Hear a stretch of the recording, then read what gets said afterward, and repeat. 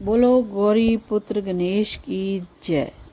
दाम्पत्य जीवन में मधुरता लाने वाला और संबंधों को अधिक मजबूत बनाने वाला त्योहार करवा चौथ इस बार 20 अक्टूबर दिन इतवार को है। आज सुहागने महिलाएं पति की दीर्घायु के लिए व्रत करेंगी और शाम को चांद को अर्घ देकर और छलनी से पति का चेहरा देखकर व्रत तोड़ेंगी।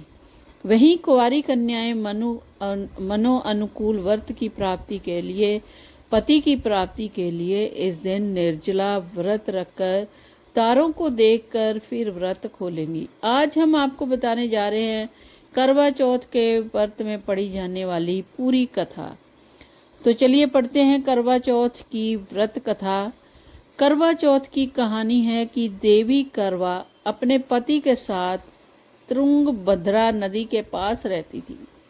एक दिन करवा के पति नदी में स्नान करने गए तो एक मगरमच्छ ने उनका पैर पकड़ लिया और नदी में खींचने लगा। मृत्यु करीब देखकर करवा के पति करवा को पुकारने लगे।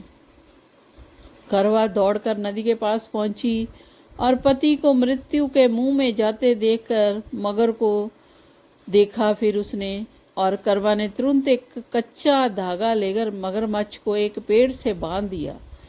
करवा के अस्तित्व के कारण मगरमच्छ कच्चे धागे में ऐसा बंधा कि टस से मस नहीं हो रहा था।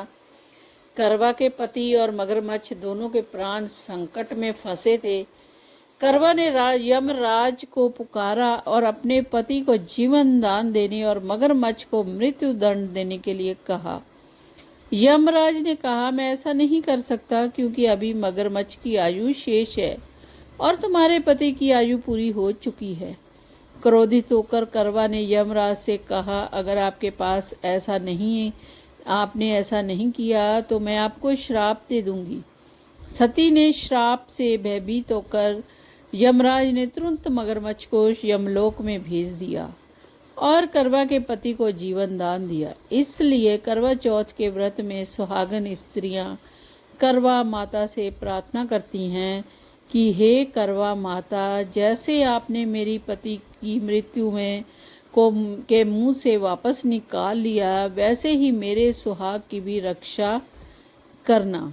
करवा माता की तरह सवित्री ने भी कच्चे धागे से अपने पति को वट वृक्ष के नीचे लपेट कर रखा था। कच्चे धागे से लिपटा प्रेम और विश्वास ऐसा था कि यमराज सवित्री के पास पति के प्राण अपने साथ लेकर नहीं जा सके। सवित्री के पति के प्राण को यमराज को लौटाना पड़ा।